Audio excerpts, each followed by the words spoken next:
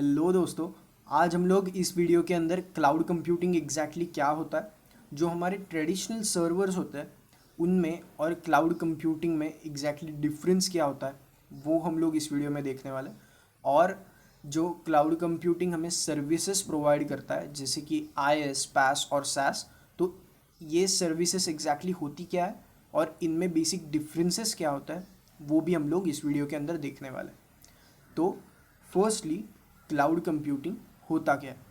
तो आप समझ लो कि आपको एक ऐप क्लाउड पे होस्ट करना है या फिर आपकी कोई वेबसाइट है जो कि आपको क्लाउड पे होस्ट करनी है।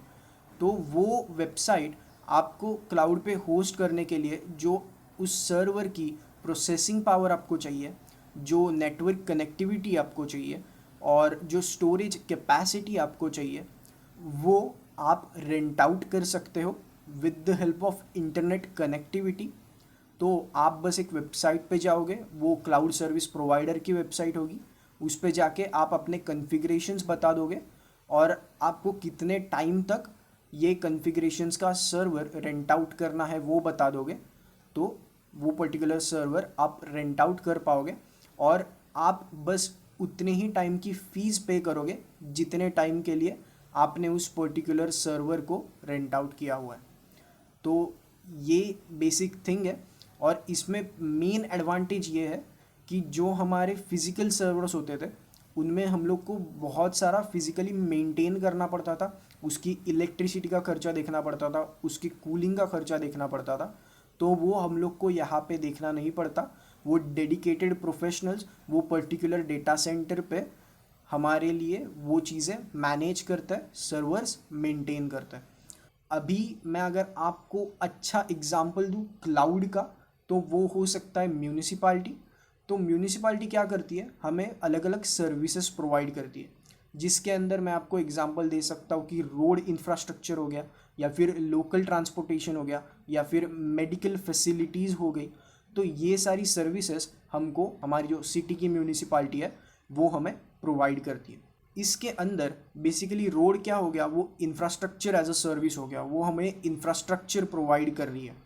अगर मैं ट्रांसपोर्टेशन की बात करूं तो ट्रांसपोर्टेशन के अंदर बस स्टेशन में अगर ले लूँ तो बस स्टेशन एक इंफ्रास्ट्रक्चर हो जाता है, लेकिन जो बसेस है वो भी हमें म्यूनिसिपालिटी प्रोवाइड करती है। तो वो बसेस क्या होती है, एक एप्लीकेशन होती है और उस एप्लीकेशन को हम कैसे यूज़ करते हैं, तो ऑन डिमांड यूज़ करते हैं। हम बस का हमारा जो बस का खर्चा है वो हमारे टैक्स में से नहीं कटता। तो हम लोग जब भी उस बस को यूज़ करना चाहता है और जितने डिस्टेंस के लिए यूज़ करना चाहता है, सिर्फ उतने ही टाइम का उतने ही डिस्टेंस का हम लोग रेंट या फिर fees in the form of ticket हम लोग गवर्नमेंट को पे करते हैं, राइट। और हम लोग वो सर्विस अवेल कर पाते हैं हमारे लिए। तो बस एक एप्लीकेशन हो गया, रोड्स एक इंफ्रास्ट्रक्चर हो गया।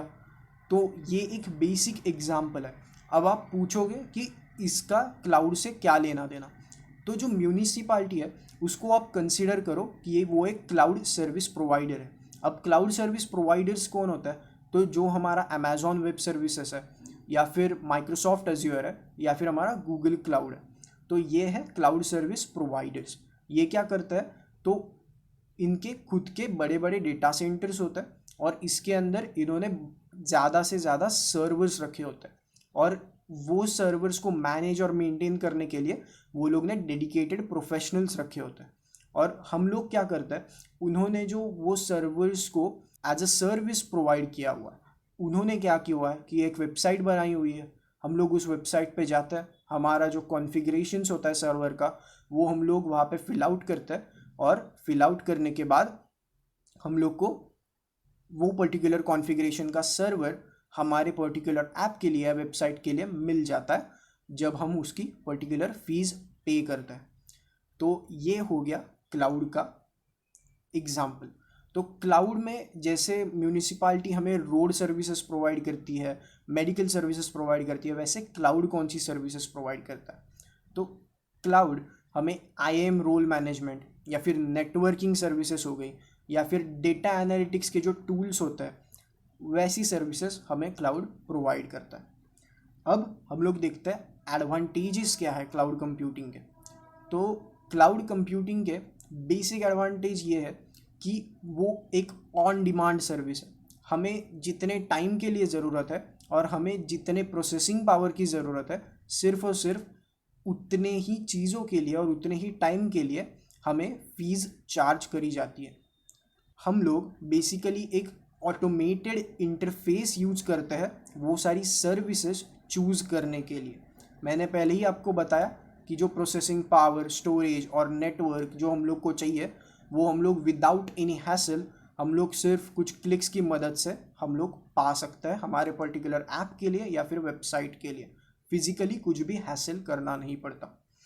द सेकेंड थिंग इज़, इसके जो रिसोर्सेस होते हैं, इसकी जो सर्विसेज होती है, वो थ्रू आउट द वर्ल्ड किधर भी एक्सेसिबल होती है।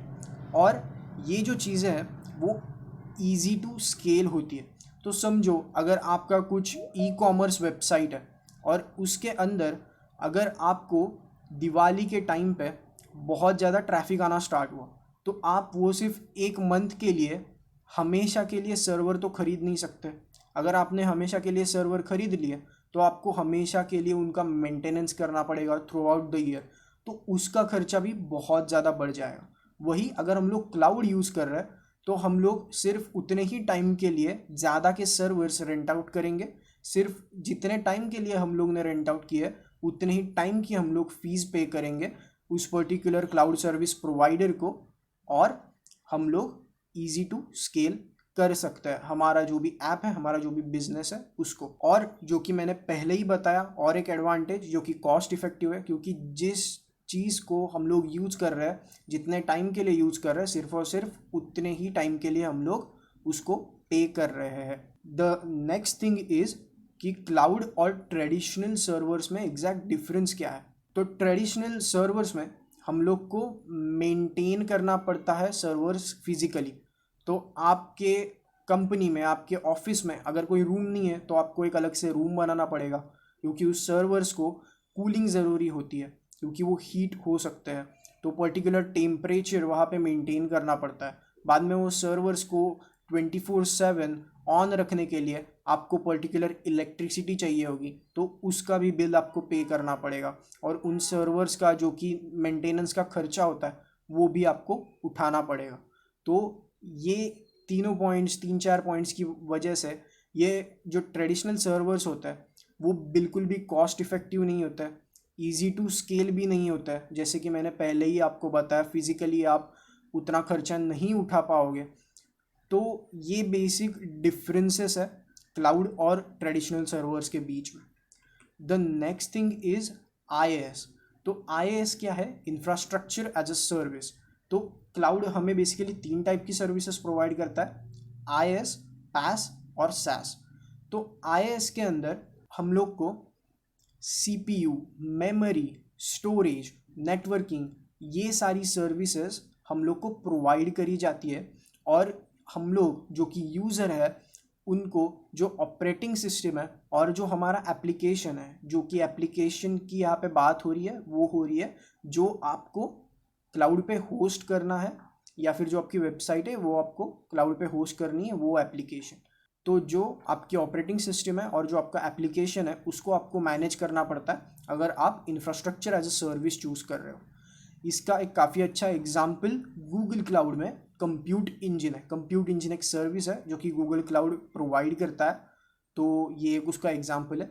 और इसके अंदर हम लोग सिर्फ उसी चीज़ के लिए पे करता है जिस चीज़ों को हम लोग ने अलोकेट किया होता है, सिर्फ उतने ही चीज़ों के लिए। हम लोग किसको अलोकेट करते हैं? तो जो पर्टिकुलर CPU पावर, जो प्रोसेसिंग पावर हम लोग ने अलोकेट करी है उसी के लिए पे करेंगे। जो पर्टिकुलर मेमोरी साइज हम लोग ने दिया हुआ है उसी के लिए हम लोग पे करेंगे। The next thing is PaaS। PaaS होता है प्लेटफॉर्म एज अ सर्विस। तो यहाँ पे हम लोग को जो इंटायर प्लेटफॉर्म है वो एज अ सर्विस प्रोवाइड किया जाता है। और यहाँ पे हम लोग को ऑपरेटिंग सिस्टम का ध्यान नहीं रखना पड़ता, जैसे कि हम लोग को IaaS में रखना पड़ता था। तो यहाँ पे हम लोग को सिर्फ और सिर्फ हमारे एप्लीकेशन को मैनेज करना पड़ता है। इसका एक काफ़ी अच्छा एग्जाम्पल है गूगल क्लाउड में ऐप इंजन। ऐप इंजन एक सर्विस है गूगल क्लाउड की जो कि platform as a service provide करती है।